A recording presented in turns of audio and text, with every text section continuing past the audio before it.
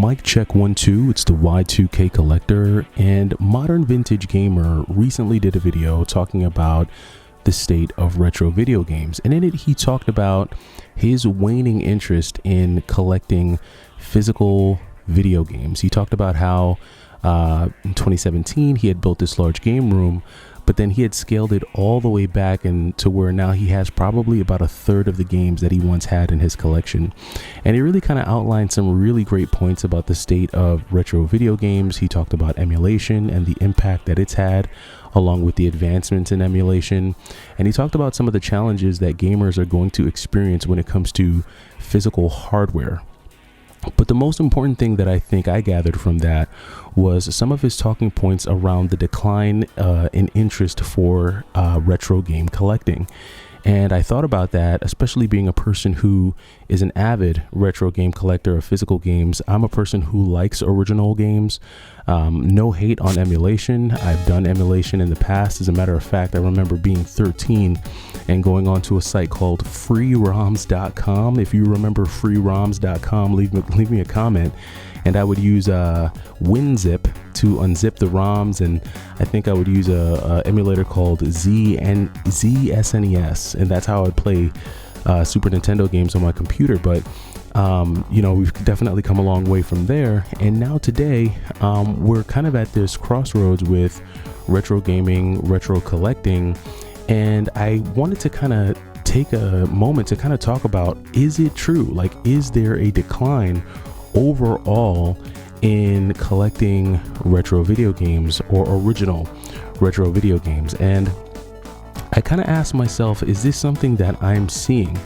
And the more I thought about it, the more I could really kind of point to three things that kind of tell me that there might actually be a decline in the interest for collecting retro video games. And I kind of wanted to talk about them quickly here just to get some feedback from the Y2K crew. So the first thing that kind of tells me that there is a little bit of a drop off when it comes to the interest in retro video games or retro game collecting is the drop off in YouTube, right?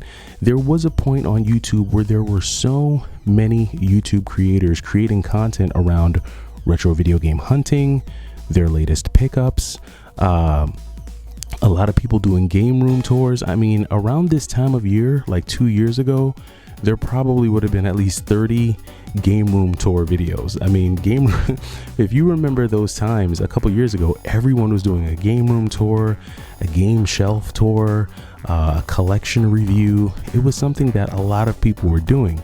And here we are now at the end of 2024, and you don't see nearly as many of those, you know, game room tour videos. You don't see even a lot of like retro game hunting videos. I remember there was a time, 2021, 2022, where every hour there was someone somewhere in the country uploading a video of them going to a pawn shop, going to a thrift store, hitting up a yard sale. And now there's only really a handful of, you know, YouTubers who actually share their retro game hunting experiences. A shout out to Easy Gamer. He's one. He does a lot of hunting videos. You have Gamer's Manual. I think that's how you say his channel. He does a bunch of game hunting videos, and there's more, but it's only a handful. Whereas maybe a couple of years ago there were a lot more of those types of channels talking about it. And that's kind of waned, that's kind of gone away, and a lot of those channels have kind of died down. And even when it comes to certain channels that were doing that type of content, now they've kind of pivoted. They're talking a little bit more about adjacent topics outside of retro video games, and you know, that's great. I think channels should evolve, and not everyone's going to do the same thing, you know, for their entire life. You're going to evolve, and you're going to get into different things, and you're going to find different interests. But just the emphasis on retro game collecting from a YouTube standpoint, I definitely could sense there being a drop off there. The second indicator that there could be a decline in the interest for retro video games is Facebook Marketplace. Now, I've never done a Facebook Marketplace deal to pick up video games, because every time I had gone on Facebook Marketplace looking for a deal, there were no deals there. all the good stuff had already been recently sold. If I did see something that I like and it was still available, as soon as I clicked on it or reached out to the seller, it was, oh, I already got an offer. Or 9 times out of 10, it would be a person saying they got 10 offers, 20 offers, 30 offers. Now, when I go on Facebook Marketplace, I'm actually able to see deals. Like, I'm seeing decent deals, not amazing deals. People aren't giving this stuff away, but I'm able to see decent deals for games and consoles that have been sitting on there for weeks. And I know that these are deals that 2 years ago would have been gone. There would have been someone driving an hour and a half to go and pick up these games. But sellers are having a harder time getting rid of their consoles, their video games on Facebook Marketplace because the demand just isn't there. There aren't any more bidding wars for these physical games or for the physical hardware. And that, to me, is definitely an indicator that the competition isn't there, the urgency isn't there. People are not gunning for it as much as they were before. And then the third indicator for me that the interest is kind of dwindling down is, in fact, GameStop. Now, there was a point in time where I think people would have been so shocked to see certain retro games at GameStop that it would have been an instant buy, especially seeing as how before GameStop prices for retro games were not astronomical. They were very reasonable, and in most cases they were under market value. But now when you go into GameStop, there's no telling what you're going to run into. You could run into Pokemon games, rare Xbox games, rare GameCube games, rare PlayStation games. There's so much stuff that is sitting on shelves at GameStops that kind of tells me that, hey, you know what? Maybe for the wider retro audience, there really isn't that demand. As it's not as great as it once was, maybe 6 months ago, maybe a year ago. And the demand for those things is definitely dwindling. There is a decline in interest. Now, what's the reason for this? Why do I think that there is somewhat of a decline in these items? Well, Modern Vintage Gamer does a good job of explaining where his, lack of interest is coming from, which is great. But I think the biggest and the most important reason is definitely going to be price. I think while the interest in these games is declining, the prices are continuing to go up for certain games.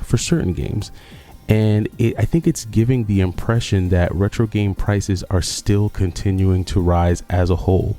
Now, I haven't done the market research to say if that's true or not, but I could definitely say that in some cases there are games that are going down in price and in value. I'm sure there are some games that are going up, but there are definitely a good amount of games that are going down in price. But I think overall, the hobby is still just too expensive when it comes to collecting original hardware and buying original video games. And I think the prices is what's really driving people out and away from the hobby and from the retro gaming community. I also think that there also is a little bit of gatekeeping probably that's also keeping people away. And especially when it comes to YouTube, I think, some people, it's funny. I think I heard Heckin' Steve say this once. He was like, if a YouTuber creates a video talking about a bunch of like cheap games, like $5 games, no one will watch it. But if someone creates a video and they put a copy of like Pokemon box in the thumbnail, everyone will watch it. And I think it's just a classic case of people want to see the shiny thing. And a lot of times people want the thing that they can't have, or they want the thing that they can't afford. And I think a lot of people are kind of getting over that feeling. If it's something that they can't afford, I think they're no longer interested in it. They're not going to sit at home and pine over it by watching a YouTube video. They're just going to go ahead and look at it or look for things that they can afford or things that they can actually do and enjoy, and not have to worry about, paying exorbitant prices or,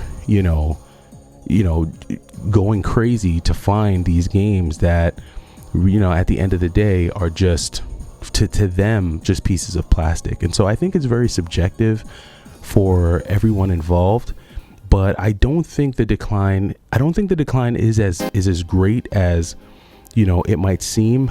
But I do think there is a decline in interest.